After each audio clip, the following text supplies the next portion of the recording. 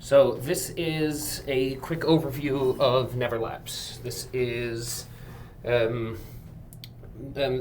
app right now doesn't have real data. It's got dummy data the way you're looking at it now, but enough to give you a good overview of what the app should look like when there's an entire team that has properly uploaded their data. The first thing that you're going to see when you log in as an admin, this app has two views. This current session is going to show you the admin view, but you're going to see just a general overview of how your team is doing, how many items you're tracking, what's expired, expiring soon, and you've got yourself a chart over here. If you like a pie chart, you have that. If you want a bar chart, you've got it right here.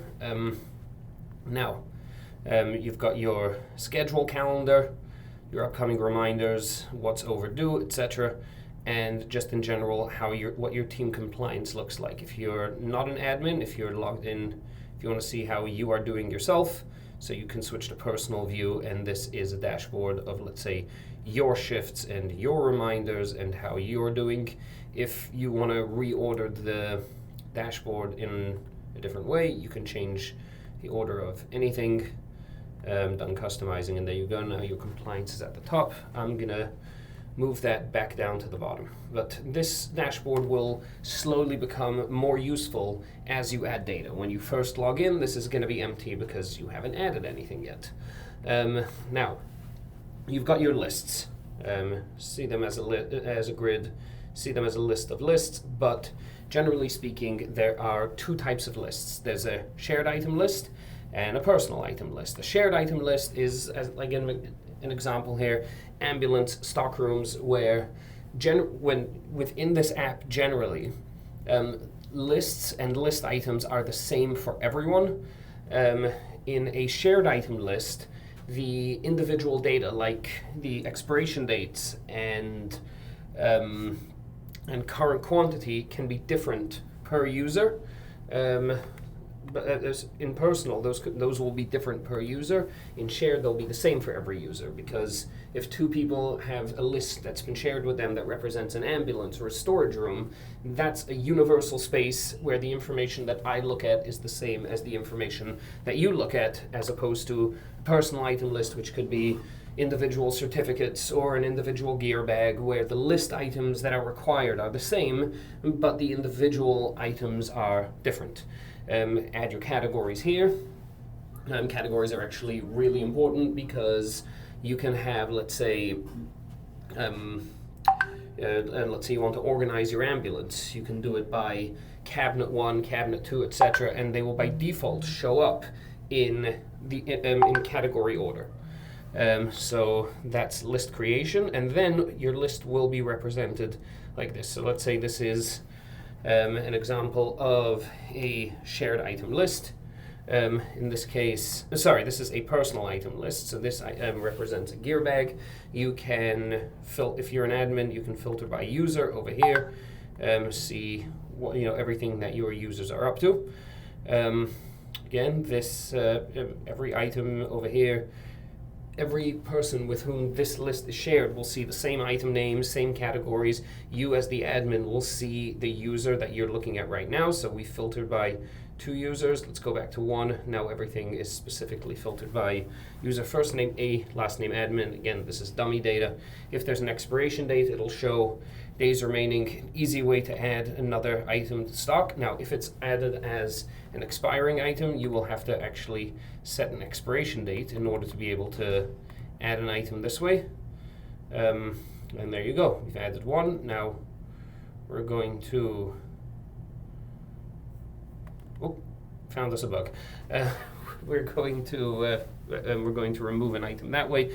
As other ways to remove an item, go in, change it from 2 to 1, save, and there you go. Item's been saved. Now there's just 1 left. You can when you're adding a new item, so you give it a name, you give it an alias if you need to. So let's say something is called a high concentration mask, but everyone calls it a BVM mask. So you could write the official name here, alias over here. put in the minimum required, give it a category. Those categories that you made before, they're going to be here, they're going to be searchable. So there you go. Now, and keywords. Now, this one is for places like, let's say, in New York City. If somebody has a gear bag, so let's say in Pennsylvania, if someone has a gear bag, and they're required to have 100 items in those gear bags, and one of them is inspected and found to be missing a few items, and found that a few, if someone has a gear bag and they're expected to have 100 items in it, and a few of the items that need to be, that they need to have are there, but they're expired, that unit can be pulled out of service. But if there are items in the bag that are expired that are not on the official QRS list, you can just throw them in the garbage, no harm done. In a place like New York, if you have items in the bag, even items that are not on the list, but they're expired, you can get a fine. So over here, if an individual wants to track items beyond the admin created list, he can create an item for just his individual list, and it will be included in reports just like all the other items. Here you can choose if the item always, sometimes, or never expires. Never expires is, let's say, gloves. Sometimes expires is, let's say, for example, there are certain types of tubing that will sometimes expire, sometimes not, and then there's always expires. Now, add another item. Add another item is for when you have, let's say, a medication that you have 4 or 5 of the same item, but each one has its own expiration date. Well, in that case, you don't want, as an example, aspirin. You don't want to have 4 bottles of aspirin showing up on the front end, each one as an individual row. So instead, what the system will do here is put them together as a batch item. Now, you're always able to add a barcode for an individual item.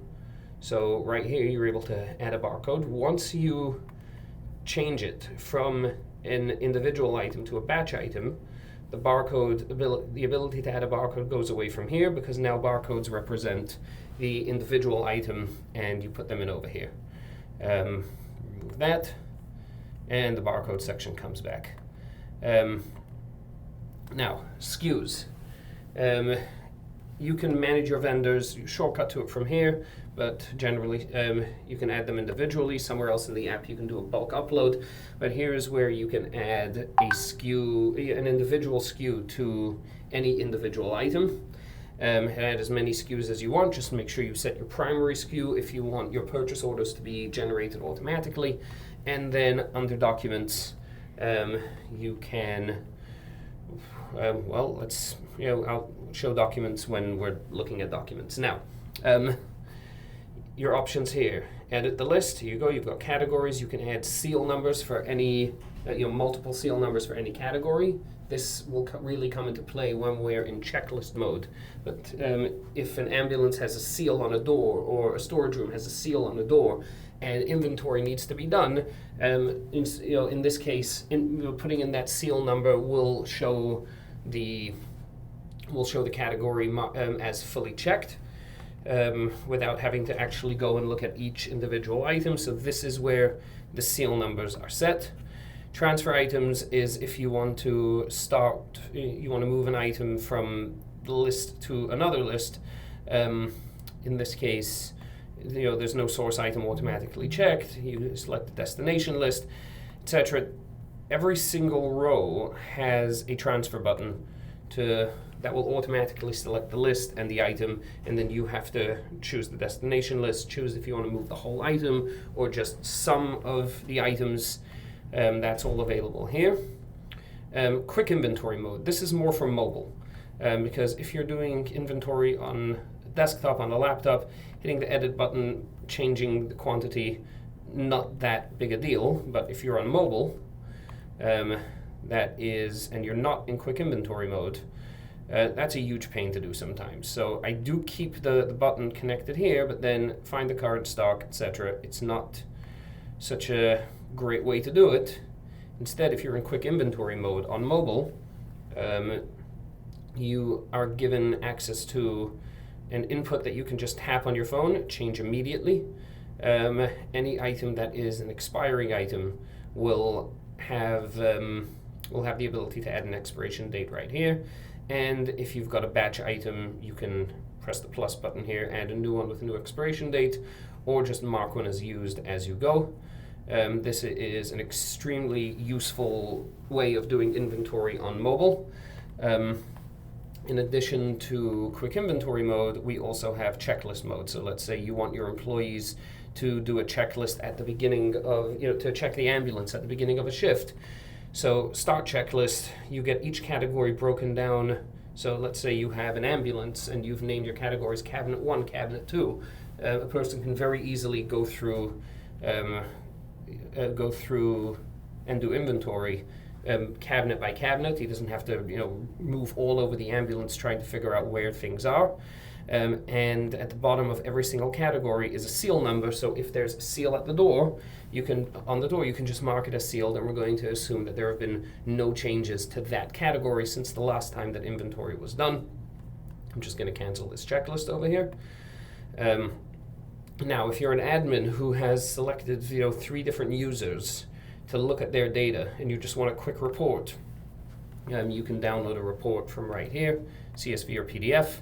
Manage item order. This is within each category, so by default the list is going to sort by category. But within a category, you can reorder the items so that it's as customized as you want it to be.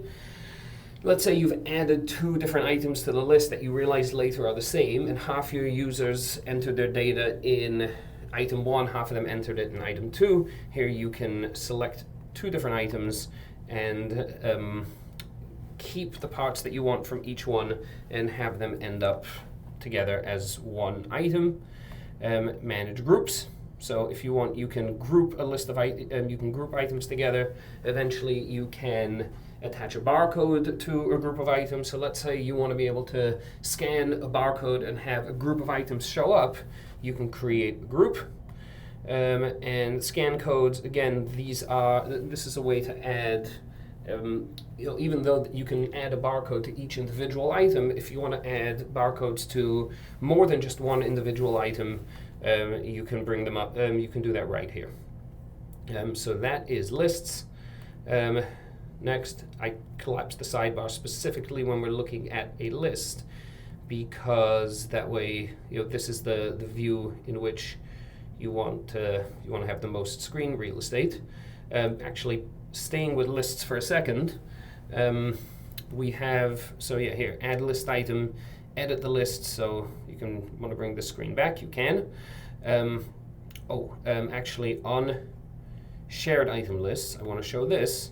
There's an option here to require admin review. So basically, sometimes sometimes you trust your users more, and you say, okay, if my users have done their inventory and they say that this is the way it is, I trust that this is the way it is. Sometimes, and this is specifically important for ambulances and storage rooms, shared areas, where admins might say, I want to review, it's good that they're doing it, but let the EMTs update what they say they used on the truck, but I have service members, and I want those service members to actually be able to confirm that these are the items that were used.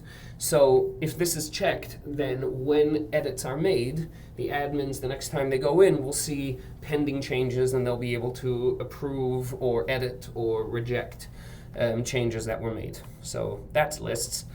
Reminders are, they're reminders. So let's say you want to do a daily station walkthrough. This is dummy data that's been seeded in. You could use this, let's say, to remind people once a month to check their AEDs. So there we go. That's the example I gave. So AED monthly check. Once every 30 days, first due date, you set that, you give it a description, and you do it for who should receive this reminder. So all users with item in and accessible lists. Let's say we're going to do QRS West, and we're going to select the AED. So you've now selected a reminder once every 30 days to for everyone that has had this. Let's say we started it at the beginning of the month. That has had this item, that has this item in a list that's shared with them, to go and do their monthly AED check.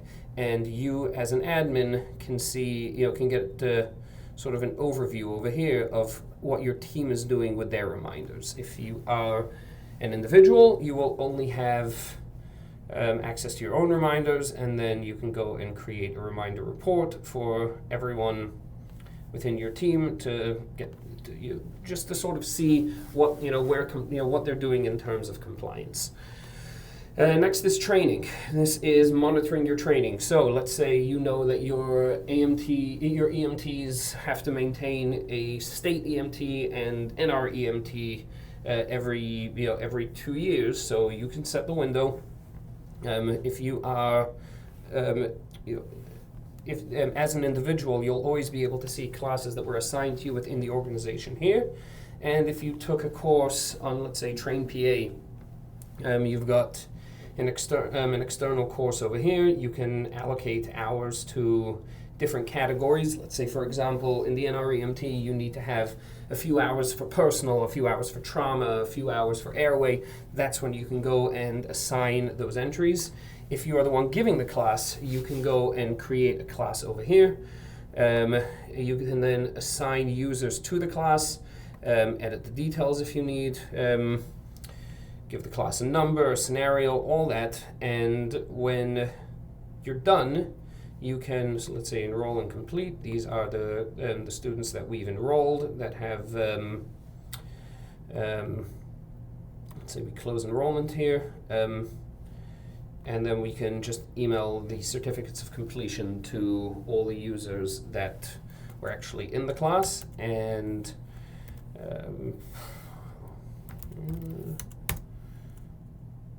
there we go. And now those are actually coming through. And when they get the certificates, you will see it gives all the information that is connected to that person. It'll just put it on a PDF certificate.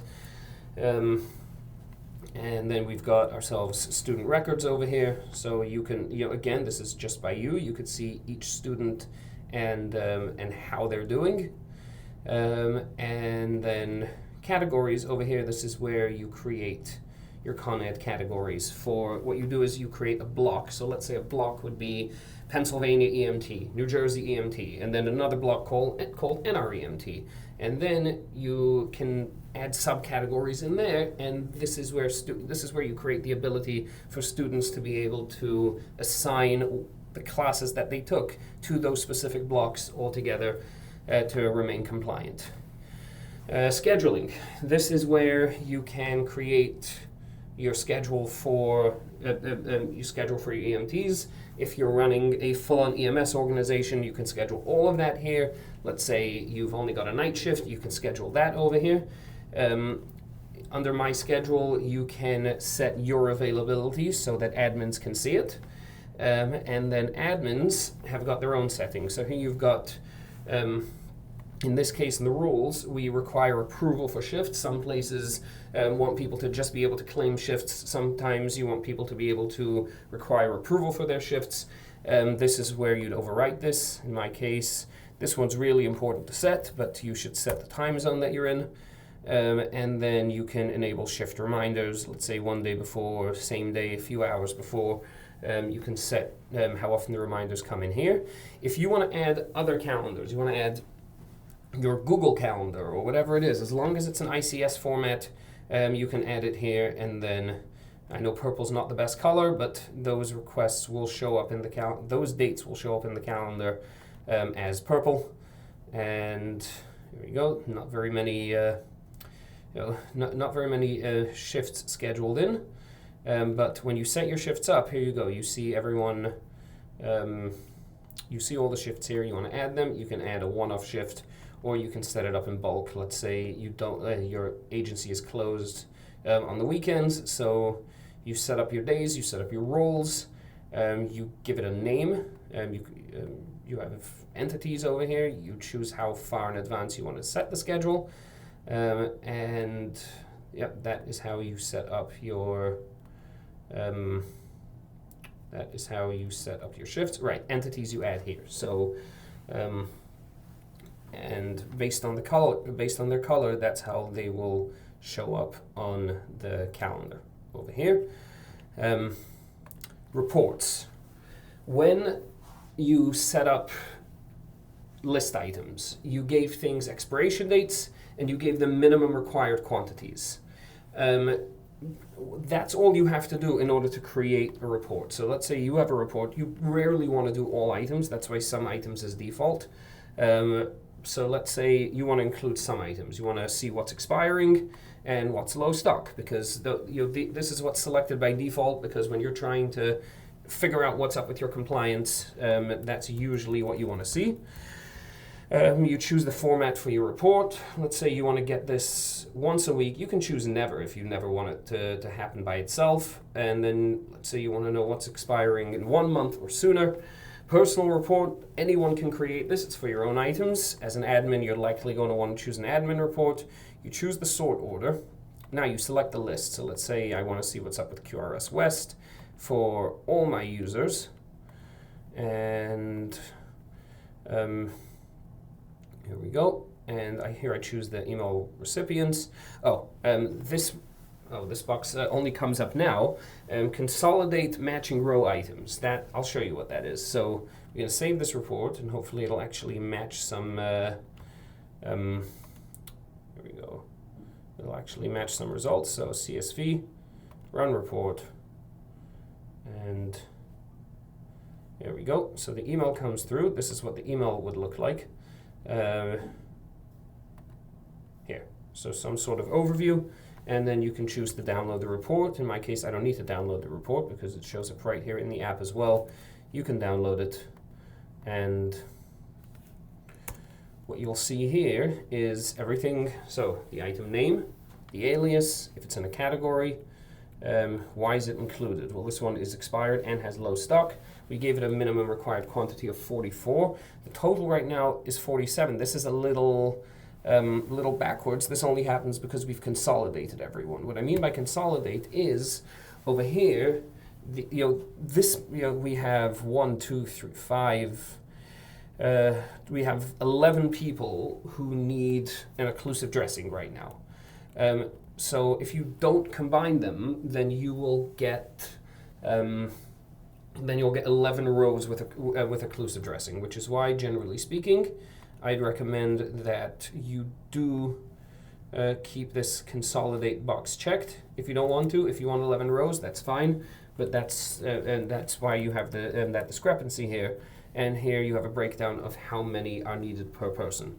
Now, if you've gone and you've uploaded and you've created SKUs and vendors to the app, then you can look at any report and automatically create a purchase order off of all the items that are needed. So we can select all over here, create purchase order. If there are multiple vendors with default SKUs set, it will create, let's say you've got 5 vendors set, it will create 5 different purchase orders. You go to purchase order now, and you see right here, some of these are seated. I think this is the one that we made just now. You can see it. There we go. Look around. Everything is broken down the same way. By notes, you see who needs what. And then you can download this as a PDF. If you choose to edit it, you can go to any row, select a SKU that's connected to that particular item.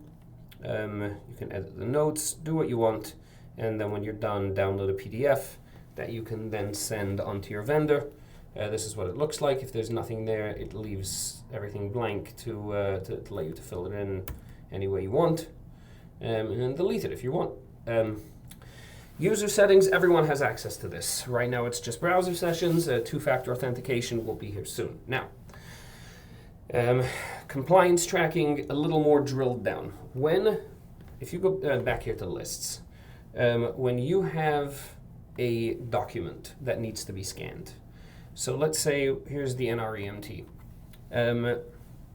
When you have a document, any user can attach their NREMT. You tell them, okay, I need you to go and upload your NREMT, Go here, add it as an attachment, very nice. If let's say this is a form that needs to be filled out, let's say a renewal form. So it's the NREMT, but you want to be able, but people say, okay, I'm having trouble finding the renewal PDF or the renewal link.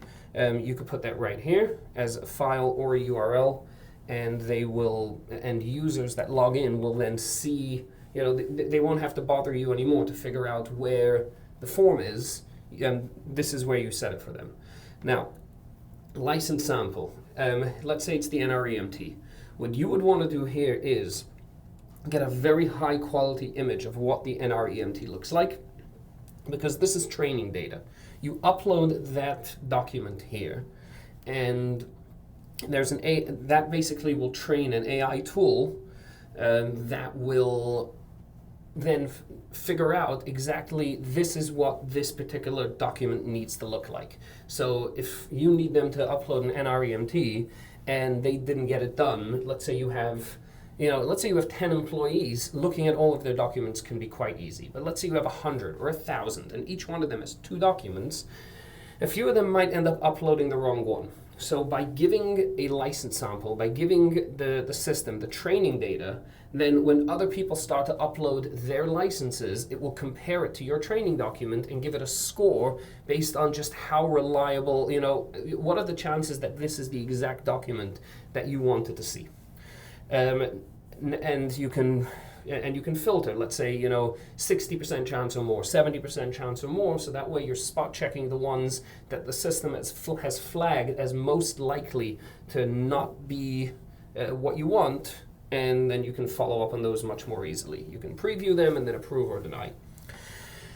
Key phrases for name. So let's say the Pennsylvania EMT license doesn't say name, it says this is to certify that. So in this case, under name, I would type this is to certify that, and then the system would know to look for this is to certify that instead of looking for name. Same thing for expiration date. Does it say date? Does it say EXP?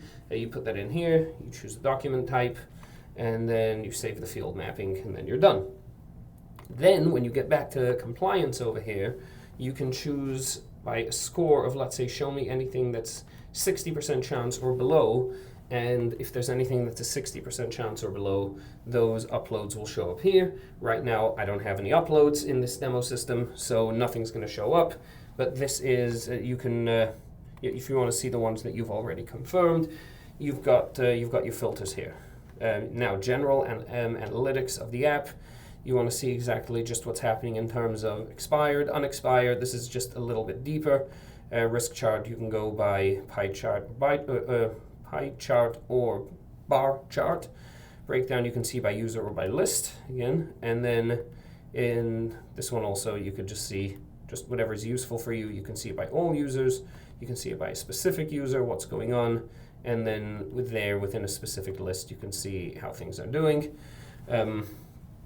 Those are general analytics, and then you've got the user analytics here. So you want to see how their inventory is doing, how they're doing in terms of training, in terms of document uploading. You can search and filter here, and then you can, let's say, inventory for everyone, and then just to stop the app from crashing, you can just go page to page like this. Then when someone does a checklist, you can see exactly who did what checklist and when. And for seal numbers, you can have, so we already had seal numbers that represented specific categories. This is where you can, just a more general area that you can edit seals. Reminder routines. Reminder routines is really interesting for certificates, because what you can do with a reminder routine is, you can always set a report for your documents, but when it comes to reminder routines, what you have here is, let's say you can add different recipients and then different stages. So let's say you specifically want to have here we go, so for an EMS license for the NREMT add item, you specifically want to know when, as the NREMT is coming due. So let's say 1 month before, you just want the user to be able to, the user to get an email. Well, let's say, 2 months before, you want the user to start getting emails. Now, if he goes and uploads his certificate, great. But now, it's 2 weeks before. You still want to keep sending the user an email, but now you want to bring in some ops director. You set that here. You can add receipts. Let's say we have head of HR. So now it's already expired by 1 day.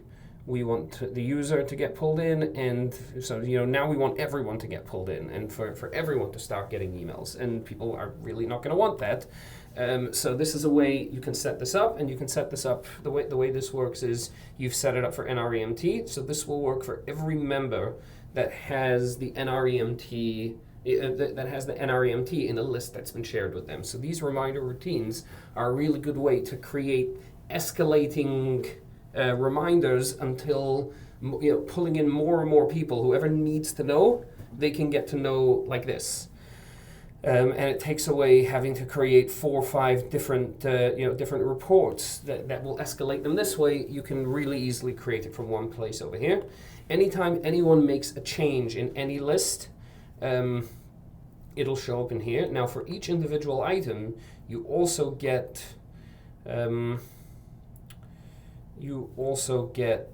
an audit log. And so here we go. Item was created. In this case, it was created by C to get into the database, so there's no information. But here, I made some changes, and you can see those changes being made. Now, let's say you have a user, and he is, just has not put his document into the system. He hasn't changed some expiration date, and you know what they are, and you've bugged him a few times, but you just know that he's not going to do it. It would be easier if you did it yourself. That's where impersonate comes in. So let's say I know that this volunteer over here is never actually going to enter his information for an AED, so I am now using, you see all of the admin stuff here is gone. The dashboard is only for this particular user. And so I am now going to go into his list, and I'm going to update his AED expiration date. So I'm going to go here, and I'm going to go for 5 months from now, whatever that was, save. That will save, that'll work. And there we go. So now I'm going to stop impersonating my volunteer over here. I'm back as me again, and then if I go, and that's it, that information has now been put in as that person. So if I go here and I look up, what do we call him here? This particular volunteer. Let me remove mine. So now we see this AED over here. We can look at it, we look at the audit log, and it shows that it was done by me. So it gives you a really good, if somebody tries to make a mess of the system and blame someone else, that will come up here. There are a lot of other features that I know I've missed. There's a lot that went into this. With some degree, misspellings get handled. Search can be done by, within lists, search can be done for all items. So we search AED, let's say we're searching for list items, and it'll show up everywhere that it exists in a list. Or you can just search a list itself. So RS, and there you go. That'll show up. Not exactly useful for when you have just 1 or 2 items, but quite useful when you have a lot of lists. If you want to be able to scan a barcode from anywhere, just press that. And more useful on a phone, but any barcode that you scan, if it's connected to a particular item, that'll show up as a result. Did we look at it? No, we did not look at admin settings. So, admin settings, we have, if you, let's say, are not using reminders, you really don't want it taking up space on your dashboard, you can just hide it here. You're not using training, save. Now, there we go. That used to work. Oh, there we go, it's gone. Just have to refresh. You shouldn't have to refresh. I will take a look at why that's happening. But if you go no more reminders, Go to the dashboard, the reminder section is gone, so I'm just going to put those back on, but that's kind of, that's what that's for. And refresh again. Here we go. Here's where you add your members. When you add a member one at a time, before you add them, you can pre-share certain lists with them so that when they accept, they will, they won't log into an empty dashboard. Those lists will be pre-shared with them. Here you've got your team members. This is a searchable list. If you want to create user groups, so let's say EMTs, paramedics, whatever it is, you can create them here. Imports. You've got, if you've got, 30 items that you're tracking and 10 users, maybe you'll just use the UI to import them. But otherwise, users list items, inventory, vendor, SKUs, and training classes can all be uploaded in bulk. When you select, let's say, users, you'll get a template that you can download for users, and you will be able to see exactly what the headers are. And you can upload them bulk that way. And then, let's say you've already added a bunch of lists and you now have list items. So here you can see every list has a list ID and a list name. If you want to make your own spreadsheet, you can do it here. You've got categories, or you can just download a template. Let's say you download a template. We want to add items to QRS West. So I am going to download this template. It is going to download with examples from QRS West. It is going to have the ID and the list name pre-filled, and then you add you can add anything else that you want over here. If it has, so QRS West, you want to add something to the equipment category, you want to make sure the name is exactly right, you can do it that way. And then when you're done, you find that file again, upload it, and you're good to go. Billing is where you find the billing. You can change it. API, if you want to be able to integrate this app with other applications, you can get API tokens here. And in the danger zone, well, first of all, you can delete the team. In this case, only the account owner can delete the team, not all admins. If you've been, just starting to create your team and you've made a big, a huge mess of all your data, so here you can reset the entire team data, or if you want to reset data for one specific person, you can do that. Under members, if let's say this member is leaving but someone else is taking over his gear bag, you can just reassign a new email address. Tutorial coming soon, pricing subject to change.